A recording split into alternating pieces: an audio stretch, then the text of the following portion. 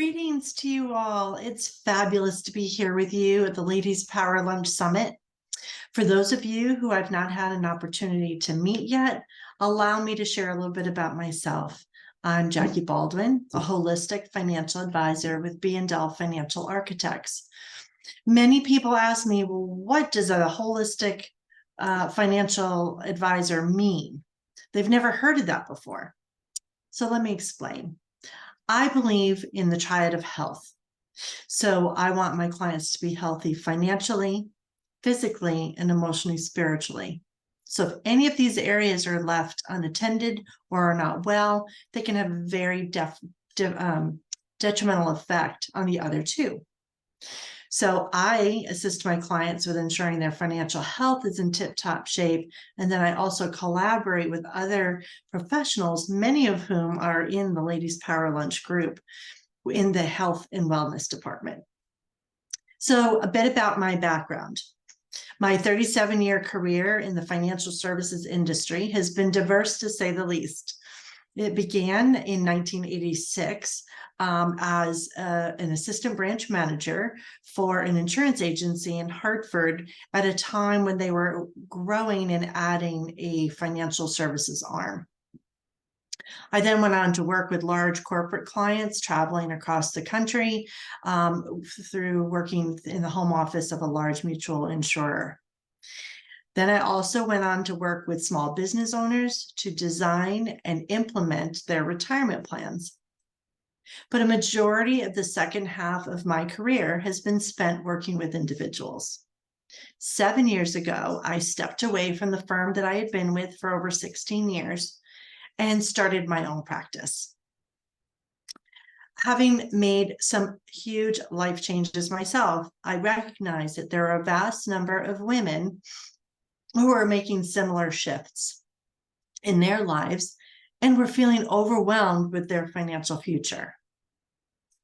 As a solopreneur, I'm keenly aware of the risk to my family and those who depend on me in the event I'm not able to continue running my practice if I should become sick, hurt, or die. My clients deserve to have their financial lives looked after, whether I'm here to do so or not. And I also wanted to be sure that when I hang out my hat, my financial advisor hat, that I have someone in place to continue the work that I've begun as well. I love this year's summit theme, live your optimal life. That's what I desire for each and every one of my clients. In order to do this, as entrepreneurial men and women, we need to reduce the stress and anxiety that can accompany pioneering our own business. One common concern that comes to light as I begin working with my business owner clients is that they have no succession plan for either exiting their business on their own accord when they want to, or to ensure that their business carries on without them if they should no longer be able to run it. Yet, research shows that 78% of small business owners intend to fund 80 to 100% of their retirement through the sale of their business.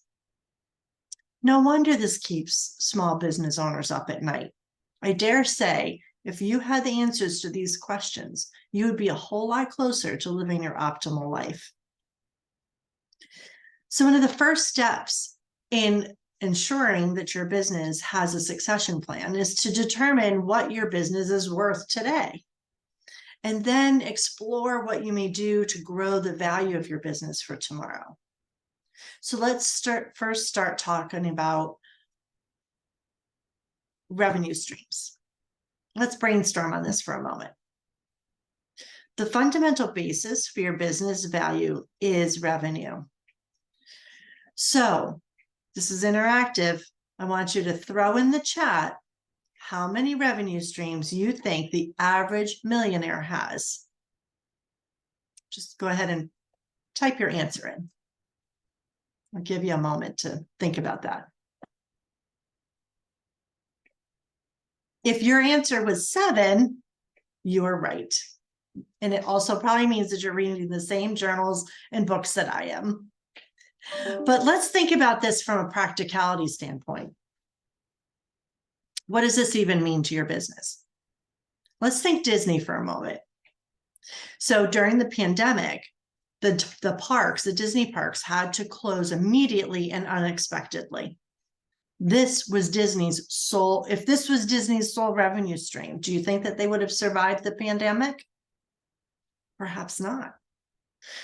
So what revenue stream kicked in to help offset the loss of the closure of the parks? Again, put your answer in the chat if you would.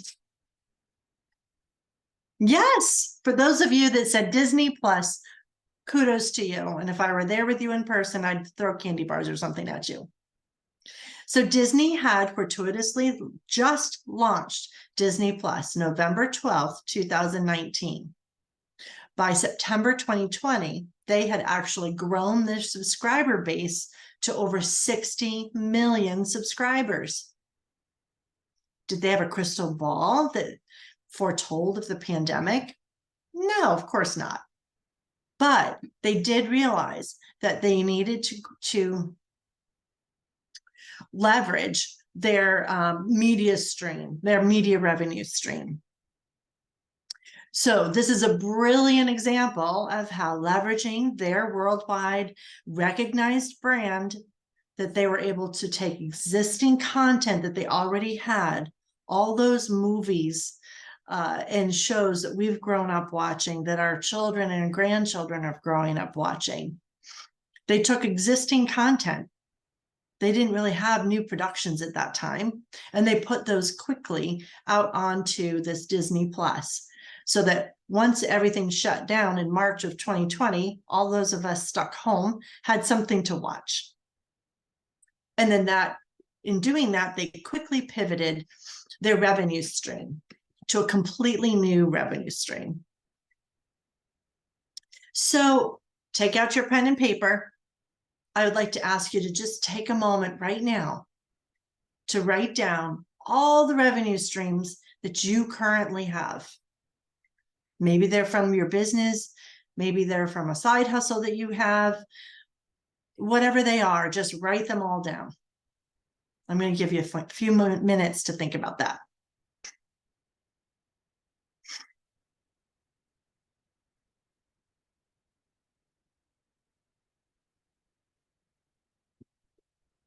Because we're kind of short on time here and I don't want to take it all up, I'm going to let you do some of this on your own for homework, and we'll get to the homework part in a moment. So if when you were brainstorming, you were writing down and you have less than 7, let's face it, we all desire to be millionaires. Your homework assignment, if you should choose to accept it, will be to brainstorm other ways that you may leverage what you're already doing and develop new revenue streams. So for example, do you have content that you've already created that you could turn into maybe a subscription-based method of delivery? Anytime that you can create content or a service, product once and receive ongoing revenue from that, you're leveraging that content. So just when you're creating things and you're looking for revenue streams, think about what you have already created and is already ready to go and rock and roll. Next, still thinking about revenue. Who is bringing in this revenue? If you're the sole revenue producer, then what value is there of your business to a potential buyer? If you're no longer there to produce that revenue, then the value of your business is most likely going to be reduced to perhaps some goodwill that your clients are willing to extend a new owner, some inventory of any equipment, perhaps property if you own the space that your business is running out of. Unfortunately, this is what we would call a fire sale. It's really not what you want. Instead, you want to leverage your business by ensuring that the revenue stream will continue either in total or with at least as small a reduction as possible if you're no longer there. I know, I hear you. Jackie, I'm all by myself. How can I have revenue from other sources other than me doing all the work? But this is where the multiple revenue stream works its magic. So perhaps you could develop intellectual content that could be sold. Maybe your business is one that you may bring in others to do some of the work that you're currently doing. And then that would bring in additional revenue. You would remain as the visionary and the brand builder, but you have others bringing in the revenue. Perhaps you might want to think of bringing on a mentee who wants to learn the business, but isn't quite ready to run the business on their own yet. And then thereby you're developing the succession plan from within, where your mentee would then eventually buy the business from you. Maybe you already have somebody in your business like that. Another way to leverage your revenue stream is to create repeatable systems to streamline the work that you're already doing. If you could make that work smarter, not harder, as Dr. Davia likes to say, you could actually grow your business, just you. My father was an aviator in the Marines in World War II. And then when I was growing up, we ran a flight school. The key to ensuring that the planes were safe each and every time that they went up in the air was that there was a safety checklist that had to be completed before you took off. It didn't matter if you'd already taken the plane up once that day or multiple times that day, it didn't matter. The safety checklist had to be gone through again and again. The time to discover that there was water in the fuel line, which could cause the engine to stall, that there was a problem with the flaps or the rudder, making it difficult or impossible to navigate, and so on, is not what you want to discover while you're 6,000 feet above the earth. So developing systems will not only ensure quality control of the service you're providing, but it will increase your efficiency, allowing for further growth when you may feel you've already maxed out and are at your capacity work-wise. I myself am going through this process right now, so I feel it.